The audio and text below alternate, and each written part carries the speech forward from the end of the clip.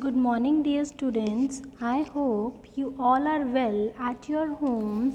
This is your maths class. Before starting our class, let us take a pledge.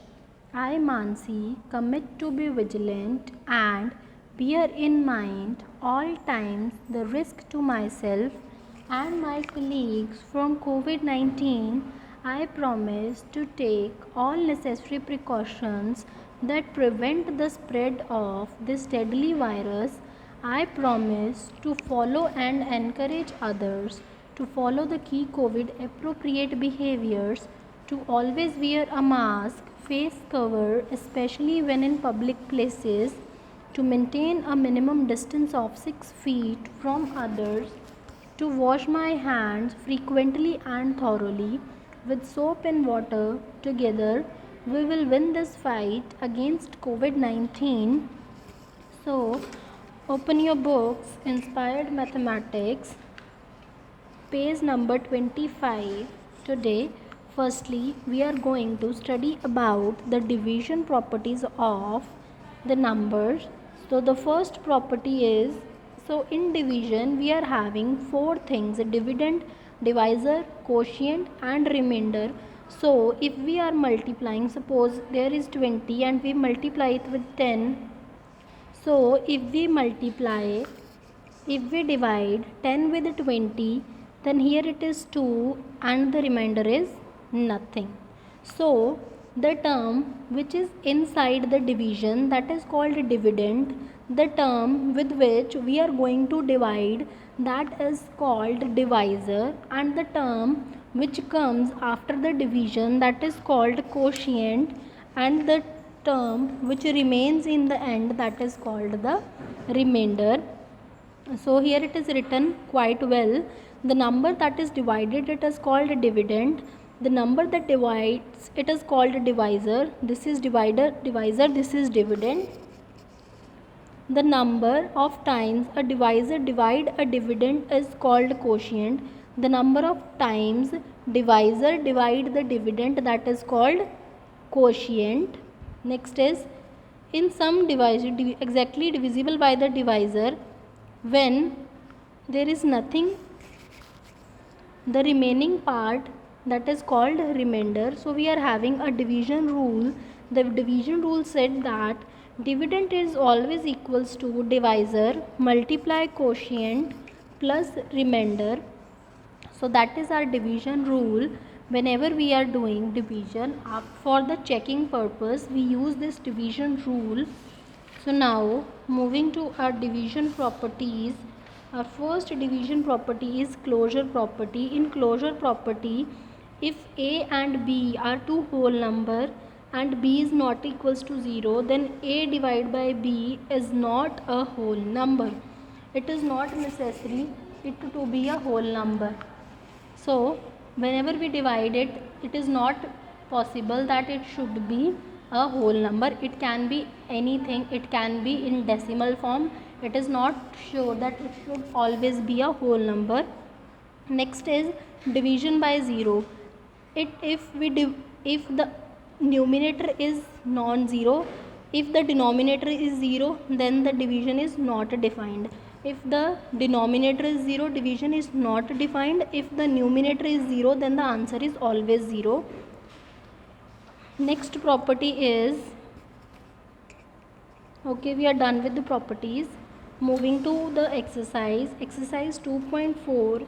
First question is, write if true or false. If false, correct the statement. The first statement is, if a and b are two distinct non-zero whole numbers, then a divided by b is equals to b divided a. No, this is false.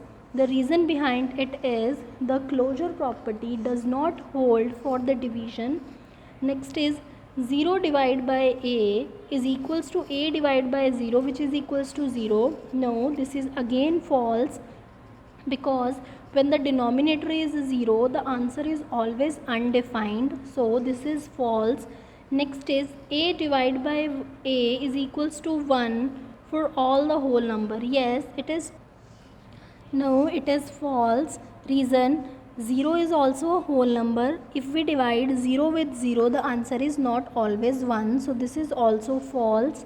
Moving to next, a divided by a is equals to 1. True for all natural numbers. Yes, it is true for all natural numbers. The smallest natural number is 1.